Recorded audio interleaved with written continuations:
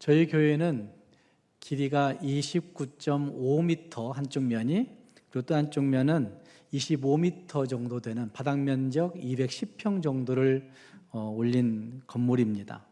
또 전체 높이는 약 32m 정도 됩니다. 저 위에 십자가 스테인레스가 있는 십자가 위에 그 밑에 부분까지 치면 한 32m 정도 되고, 스테인레스 부분에 십자가까지 하면 아마 한 35m 정도 되는 높이가 우리 교회 전체 지하부터 마지막까지 높이가 전체 높이가 그렇습니다. 그리고 전체 면적은 한 900평 정도 됩니다. 1000평 되지 못하는 그런 모습인데, 이 건물의 모습이 세 개의 주 기둥이 떠받치고 있는 형태를 가지고 있습니다. 저희 가장 큰 기둥은 지금 여기 정면에 있는 그 문과 연결되어 있는 그 부분이 기둥입니다. 원래 본당 안쪽으로 들어오게 했다가 본당 안쪽으로 들어오지 말고 그거를 바깥으로 내면 좋겠다. 그래서 바깥으로 나가게 되고 그것을 만드는 바람에 본당 내부에는 기둥이 보이지 않게 만들어 놓았습니다. 주기둥이 그것이 하나 있고, 또 이쪽 면에 있는 것이 주기둥이 있고, 또 하나의 기둥이 조금 더 큰 기둥이 있어서 지금 세 개의 기둥이 이 전체 건물을 떠받치고 있는 형태를 가지고 있습니다. 진짜 이것이 가능할까라는 생각을 해본 적이 있었습니다. 그래서 조선대학교에 건축공학, 구조공학을 전문하고 있는 조창건 교수에게 우리 교회 설계도를 주면서 한번 구조적으로 괜찮은지 살펴보라고 했던 적도 있었습니다.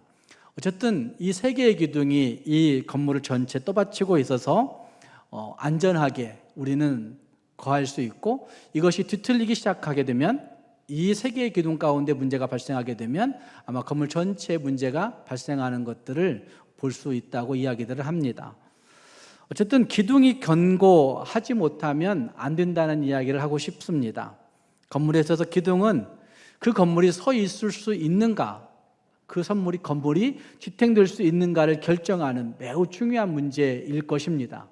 물론 그 기둥과 함께 위에 있는 보들이 그 기둥과 기둥을 연결하면서 그 보들이 또 튼튼해서 우리 교회가 건물에 보는 한 1m 20짜리의 보가 있습니다. 천정을 다 감춰졌지만 1m 20 정도 높이로 드는 그 큰 보가 지나가므로 건물 짓는 사람들 중에서 이렇게 큰 보는 처음 본다고 얘기한 사람들이 있을 정도로 아마 이 건물 기둥과 기둥 사이를 보가 떠받치고 있는 것도 볼 수가 있습니다. 어쨌든 이 건물의 기둥과 보는 매우 중요한 것이라 할 수 있다는 말입니다. 건물이 이렇다고 한다면 교회의 기둥은 과연 무엇이라고 여러분은 생각하십니까? 과연 교회에는 무엇이 가장 중요한 기둥이라고 여러분은 여기고 계십니까?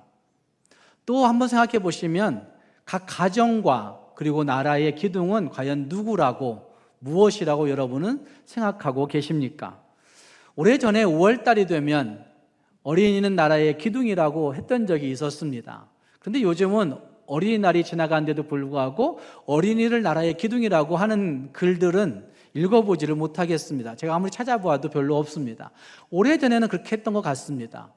또 오래전에는 또 5월 달에 청년의 날 맞이하면 청년들이 나라의 기둥이라고 얘기했었습니다. 그런데 요즘은 그것도 잘 하지 않습니다. 어쩌면 진짜 가정과 나라의 진짜 기둥은 과연 무엇일까? 외형적인 보여짐, 그것 말고 진짜 기둥이라고 여길 수 있는 과연 것은 무엇일까 하는 생각을 해보면서 오늘 설교를 듣고 해보고자 하는 것입니다.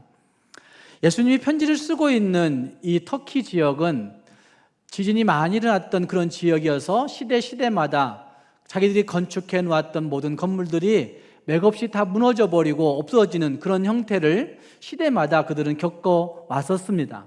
최근에도 그 안타키아 중심으로 해서 큰 지진으로 말미암아 그 지역에 있던 좋은 건물들이 다 무너지고 회파되어진 일들을 우리는 경험했던 적이 있습니다. 어쩌면 그 지진의 영향권 아래에 있는 그 도시였기 때문에 건물 하나하나에도 큰 관심을 가지고 내진 설계에, 요즘에 와서는 내진 설계라고 이야기하지만 이런 설계에 관심을 가지고 그렇게 시공해야 된다. 우리 교회도 그런 설계가 되어 있습니다. 어떤 부분은 내진 설계가 진행되었던 부분들이 있는데, 어쨌든 그 도시 중 하나가 이 빌라델비아라고 하는 도시라고 할 수 있다는 말입니다. 주님은 그 빌라델비아 교회에게 보낸 편지 가운데 기둥에 관한 말씀을 하고 있습니다. 확실한 기둥에 관한 말씀을, 성전의 기둥에 관한 말씀을 하고 있는 것을 볼 수 있습니다. 12절 말씀에 이렇게 말씀하십니다. 이기는 자는 내 하나님의 성전의 기둥이 되게 하리니 라고 그렇게 말씀하고 있습니다. 끝까지 믿음을 지키는 자들에게, 끝까지 믿음으로 승리하는 자들에게 하나님의 성전의 기둥이 되게 하겠다라고 하는 그 약속을 말씀하고 있는 것을 볼 수가 있습니다. 그런데 이 말씀을 잘 생각해 보시면 8절 말씀에 등장하고 있는 작은 능력이라고 하는 말씀과 연결지어서 생각해 볼 때에, 작은 능력 가지고도 지켰던 사람들, 작은 능력 가지고도 믿음 지켜냈던 사람들, 작은 능력 가지고도 끝까지 신실했던 사람들, 그 사람들이 성전의 기둥이 된다라고 말씀하신 말씀이 여기 8절 말씀과 12절 말씀에 연결해서 해석해 볼 수 있는 중요한 핵심 메시지라고 할 수가 있다는 말입니다. 그러면 어떻게 성전의 기둥이 될 수 있을까? 무엇으로 성전의 기둥이 될 수 있을까? 과연 교회의 기둥은, 과연 천국의 기둥은 누구일까? 하는 문제를 오늘 여러분 생각해 보시면서 말씀을 보고 들을 수 있기를 바랍니다. 함께 그 말씀을 통해서 볼 때 예수 그리스도라는 열린 문을 통과할 때 기둥이 될 수 있음을 성경은 우리에게 말하고 있습니다.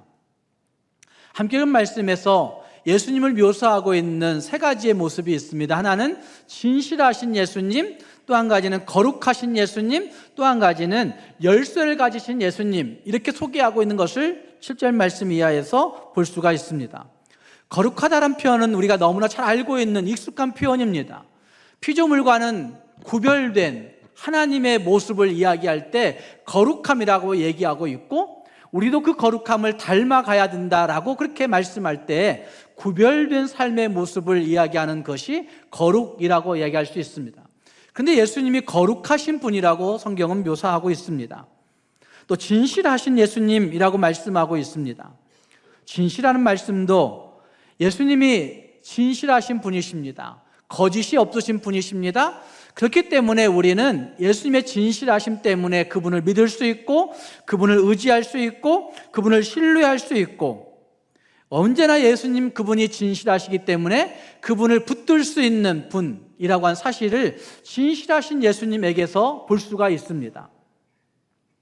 또 한 가지는 예수님이 열쇠를 가지신 분이시라고 말씀하고 있습니다.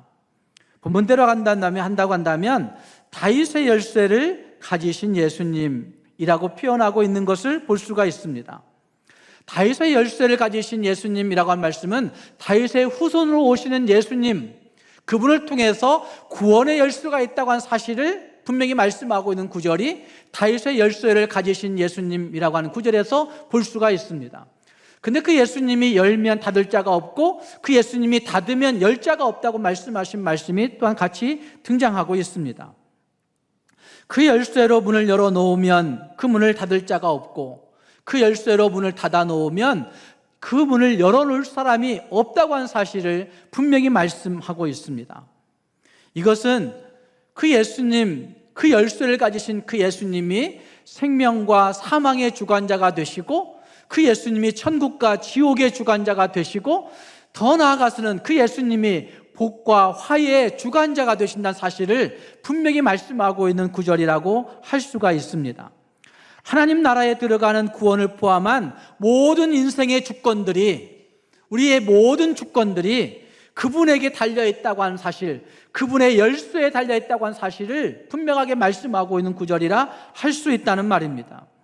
그래서 하나님이 우리를 다스리시고, 하나님 그분이 우리를 통치하시고, 그 예수 그리스도를 통하지 아니하고서는 누구도 그 천국에 들어갈 수가 없고, 누구도 생명에 이를 수가 없고, 누구도 그 예수 그리스도를 통하지 아니하고서는 그 복을 받을 수 없다고 한 사실을 말씀하고 있다는 말입니다. 예수님이 우리의 모든 것들을 다스리시는, 통치하시는 주관자이십니다. 요즘 세계 곳곳이 이상한 기후변화로 인해서 큰 몸살들을 앓고 있습니다. 한국도 그 몸살의 예외가 아닙니다. 이 4월 말 5월 초에 기온이 30도까지 올라간 적이 없었다고 이야기합니다. 너무 덥고 힘듭니다. 제가 너무 덥다고 힘들다고 엊그저께 저희 친구 필리핀 선교사하고 통화하는데 한국도 너무 더워 그랬더니 야 그게 더위야? 30도가 더위야? 이렇게 얘기하는 거예요. 필리핀은 지금 42, 3도 올라간다고 합니다. 예전에 그러지 않았다고 합니다. 그러니까 체감되는 온도는 50도가 넘어서 너무 죽고 싶다고, 한국 오고 싶다고 이렇게 얘기합니다. 어떤 곳은 큰 높은 온도로 어려움을 겪고 있고 어떤 곳은 큰 폭우로 인해서 정말 물난리를 겪고 있고 어떤 곳은 철 모르는 벼락과 우박의 일들이 빚어지고 있고 어떤 곳은 폭설로 고통한 일들도 이 세계 곳곳 안에 일어나고 있는 것들을 볼 수가 있습니다. 그런데 성경 기자는, 특히 시편 기자는 이 모든 자연 만물의 움직임들이 하나님이 하신다고 노래하고 있는 말씀을 우리는 볼 수가 있습니다. 하나님께서 하늘 문 여시면 그 비를 막을 자가 없고 하나님이 땅의 문을 여셔서 흔들어내면 그것을 막아낼 사람이 없다고 한 사실을 시편 기자는 시편을 통해서 노래하고 있는 것을 볼 수 있다는 말입니다. 사람의 능력이나 사람의 지혜나 사람의 과학이나 사람의 어떤 합리적인 능력들이 하나님이 하늘 문 여시고 땅의 문을 여셨을 때 그것들을 막아낼 사람은 아무도 없다고 한 사실들을 우리는 성경을 통해서 볼 수 있고 고백할 수 있다는 말입니다. 이사야서 22장 22절 말씀에 이런 말씀이 있습니다.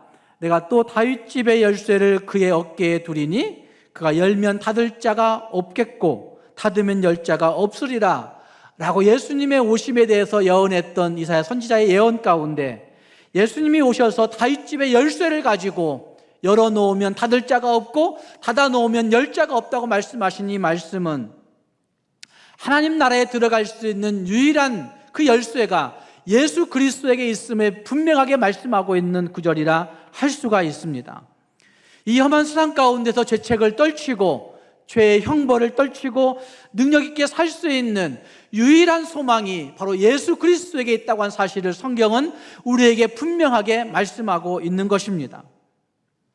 세상은 무조건 큰 것을 좋아합니다. 세상은 무조건 비싼 것 좋아하고 또 많은 것을 좋아하고 높은 것을 좋아하고 더 많은 것들을 갖기 위해서 애를 쓰고 있는 세상의 모습이 거기에 있습니다. 그러나 아무리 세속적 가치가 그것들을 추구한다 할지라도 성경은 작은 것 가운데 보잘것없는 예수 그리스도 가운데 예수 그리스도에게 그 열쇠가 있어서 천국과 지옥의 열쇠가 거기에 있고 생명과 사망의 열쇠가 그분에게 있고 그리고 복과 화해의 열쇠가 그 예수 그리스도에게 있다고 한 사실을 성경이 우리에게 분명하게 말씀하고 있는 것입니다. 사랑하는 성도 여러분, 우리는 우리의 생명이 내 것이라고 자부하고 살지는 않습니까? 그러나 우리의 생명이 하나님의 손에 달려져 있습니다. 하지만 천국 갈 수 있는 그 길이 하나님에게 달려 있습니다. 죽어서 가니까 모른다고 치부할 사람들이 있겠지만 그러나 우리가 하나님의 천국과 지옥을 무시한다고 한다면 우리 이 땅에서 삶이 아무 의미 없이 살아가는 헛수고일 수가 있다는 사실들을 기억해 보아야 됩니다. 내가 쌓아놓은 재물이, 내가 일궈놓은 업적이나 명예가 영원히 내 옆에, 내 곁에 있을 것이라고 생각하는 그런 사람들이 종종 있지만 어쩌면 그것들은 다 하나님에 의해서 주어질 수도 있고 엎어질 수도 있는 유한된 거란 사실들을 우리는 기억해 보아야만 됩니다. 그분 예수 그리스도라는 열린 문을 통과할 때만이 그것이 아름답게 빛날 수 있고 그것이 귀하게 쓰임받을 수 있고 열린 문이라고 하는 그 예수 그리스도를 통과할 때만이 힘을 발할 수 있다고 한 사실들을 우리는 보아야 된다는 말입니다. 사랑하는 성도 여러분, 지금 우리의 가진 것이 정말 보잘것없어 보이는 작은 능력이라고 말하고 싶으십니까? 그러나 아무리 작은 능력이라고 말하고 싶은 것들이라 할지라도 거룩하고 진실하신 그 예수 그리스도, 그분을 통과하면, 그분에 의하면 성전의 기둥, 천국의 기둥, 하나님의 큰 기둥 될 수 있음을 기억하면서 작은 능력조차도 예수 그리스도 앞에 맡기고 예수 그리스도의 문을 통과할 수 있는 우리 모두가 될 수 있기를 주님의 이름으로 축복합니다. 또 한 가지 읽었던 말씀 가운데 볼 때에 지키고 배반하지 않는 자들이 성전의 기둥, 큰 기둥 될 수 있음을 말씀하고 있습니다. 이것은 필라델피아 교회를 향하여 주신 칭찬과 연관되어 있는 말씀입니다. 8절 말씀에 작은 능력을 가지고도 내 말을 지켰으며 내 이름을 배반하지 않았다라고 말씀하십니다. 뿐만 아니라 10절 말씀에서도 그렇게 말씀하십니다. 네가 나의 인내의 말씀을 지켰은즉 내가 또한 너를 지켜 시험의 때를 면하게 하리라 라고 말씀하고 있습니다. 이 두 개의 구절에 지킨다란 말씀이 3번 등장하고 있습니다. 한 가지는 우리 인생들이 해야 되는 지킴을 말씀하고 있습니다. 작은 능력 가지고도 예수님의 말을 지켰으니 라고 말씀하고 있고, 네가 나의 인내의 말씀을 지켰은즉 이렇게 말씀하고 있고, 그러니 예수님께서 또한 너를 지켜서 시험의 때를 면하게 하리라. 예수님이 지킨다 약속하신 약속이 한 번 등장하므로 지킨다는 말씀이 3번 나타나고 있습니다. 이 말씀을 이렇게 이해할 수 있습니다. 지키고 지키면 누가 지켜주실까요? 하나님이 지켜주신다. 이렇게 말씀하시고 있는 거죠. 내가 주의 말씀을 지키고 정말 애쓰고 지키면 주께서 우리를 돌보시사 지켜주신다. 약속하시는 말씀이 거기에 있다는 말입니다. 작은 능력이라고 하는 말, 우리가 생각해 보아야 할 중요한 단어, 중요한 구절이라 할 수 있습니다. 능력이 거의 없는 상태를 작은 능력이라고 표현하고 있는 거죠. 사실 작은이란 단어와 능력이란 단어는 어울리지 않습니다. 능력이란 단어 앞에 작은이 쓰여졌다는 것 자체가 어울리지 않습니다. 그러나 성경은 능력이란 말 앞에 작은이라고 하는 단어가 쓰여질 만한 일들이 참 많이 있는 것을 볼 수 있습니다. 신분이나 지위나 그 부피나 그 어떤 질량이나 할 것 없이 능력이 변변하지 못한 작은 것들이 하나님에게 쓰임받고 인정받고 예수 그리스도에게 인정받는 비유의 모습들을 얼마든지 볼 수 있기 때문에 성경은 작은 능력이라고 이야기하는 것이 어울리는 구절이라고 할 수가 있다는 말입니다. 실제 빌라델피아 교회는 크지 못했다고 이야기합니다. 또 지역에서 유력하고 힘 있는 사람들이 없는 그런 교회였다고 알려지고 있습니다. 어떤 분들은 그렇게 해석합니다. 그 교회의 구성원들이 대부분 노예 계층의 사람들이었고 가난한 자들로 구성되어 있어서 스스로 보호하거나 스스로 지킬 수 있는 능력이 전혀 없는 교회가 필라델피아 교회였을 것이라고 그렇게 해석을 적고 있습니다. 사회적으로 맨 밑에 있는 계층의 사람들이 모여있던, 자생적으로 너무나 힘들고 괴롭고 어려우니까 예수 앞에 모여서, 하나님 앞에 모여서 하소연하고 울부짖고 기도하는 그런 교회의 모습, 그게 필라델피아 교회의 모습이었을 것입니다. 어쩌면 거기에 모이지 아니하면 안 될 것 같은 정말 애통함이 있었기 때문에 그들은 그곳에 모여서 함께 위로해주고 서로 격려해주고 함께 기도해주면서, 그래 우리가 예수 때문에 산다 이러면서 격려했던 교회가 필라델피아 교회였을 것입니다. 여기 묘사하고 있는 작은이라고 하는 말은, 거기 성경 용례를 제가 거기 다 적어놨는데, 성경 용례에 보면 키가 작은 사람들을 이야기할 때 작은이라고 한 표현들을 예수님이 쓰고 있는 것을 볼 수가 있습니다. 또한 연령이 어린 사람들을 상대해서 쓸 때에도 그 어린아이와 같은 작은이라고 한 표현을 쓰고 있는 것을 볼 수가 있습니다. 우리가 함께 읽었던 오늘 교동문 마태복음 18장의 이야기 가운데서도 거기 분명히 등장하고 있습니다. 누구든지 이 어린아이와 같이 자기를 낮추는 자가 천국에서 큰 자다라고 하는 말씀은, 누구든지 어린아이와 같이 자기를 낮추는 자가 매사에 자기를 낮추는 그 어린아이와 같은 사람이, 작은 사람이 천국에 무엇 된다? 기둥된다, 큰 자라, 이렇게 말씀하고 있는 말씀이 거기에 나타나고 있는 것입니다.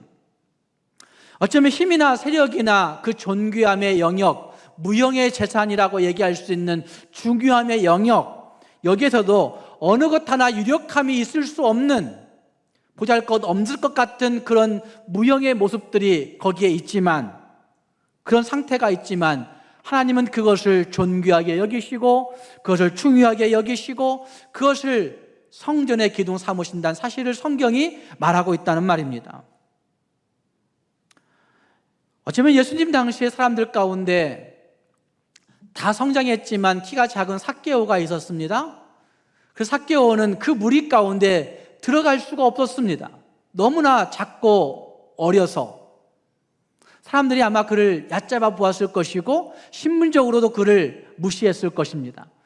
그래서 삭개오는 그 틈바귀 속에서 살 수 없을 것 같아서 그래도 조금 더 어른 같은 생각, 나무 위에 올라가면 내가 예수님을 볼 수 있을 것이다 라고 생각했는데, 예수님은 사람들 속에 파묻혀 보여지지 않을 것 같은 삭개오를 발견하시고, 삭개오야 내려와라, 내가 오늘 너희 집에 들어가서 유하겠다 라고 말씀하신 그 예수님의 모습, 작은 사람, 어린 사람, 여린 사람, 보잘것없는 사람을 인정하시는 예수님의 모습을 볼 수가 있습니다. 그 많은 어른들 틈바구니 속에서 숨 막혀 죽을 것 같은 이런 일들이 있지 않습니까? 수천 명이 모여 있으니까, 5천 명, 7천 명이 모여 있으니까 그 틈바구니 속에서 숨 막혀 죽을 것 같은 어린아이들이 예수님께 나옵니다. 그래서 제자들은 그 어린아이들이 오는 것을 막습니다. 너희들 좀 저리 좀 가라고, 예수님 바쁘신 분이라고. 어쩌면 그들은 발꿈치 뒤를 들면서 찐발질하면서 예수님 좀 보고 싶어가지고, 예수님 좀 만나고 싶어가지고 안간힘을 쓰고 있는 그 어린아이들이었는데 제자들은 그들을 무시해버리고 저리 가라고 했던 적이 있었습니다. 그런데 그때 예수님께서는 어린아이가 내게 오는 걸 막지 말라고 말씀하시면서 어린아이와 같지 아니하면 천국에 들어갈 수 없다고 말씀하고 있는 것입니다. 또한 두렙돈을 가지고 부끄러워서 감히 하나님 앞에 이것 드려도 되느냐고, 너무 작은 것이어서 쑥스러워가지고 부끄러움 가지고 그 연보궤에 살짝 던져놓고 쑥스러운 마음으로 도망치다시피 뒷걸음질 치고 있던 그 여인,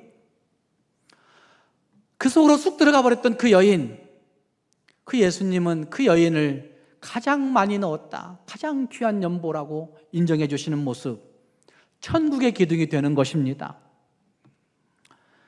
사랑하는 여러분, 대조해 보면 자기가 가진 재산 전체를 드리면서도 많이 드린다는 이유 때문에, 다 드린다는 그 속임 때문에, 다 드렸다라고 생각하는 자기의 자부심 때문에 의기양양하게 목에 잔뜩 힘을 주고 살아갔던 그 바리새인들의 모습이나, 오늘 현대 교회 가운데 어른이라고 자부하고 있는 기성세대의 모습들, 다 천국의 기둥이 될 수 없는 모습들이라 이야기할 수가 있는 거죠. 어린아이와 같은 작고 연약한 모습, 여리고 힘없는 모습, 능력 없어 울고 애타하는 모습들, 그들을 우리 예수님은 천국의 기둥이라고, 성전의 기둥이라고 말씀하고 있다는 말입니다.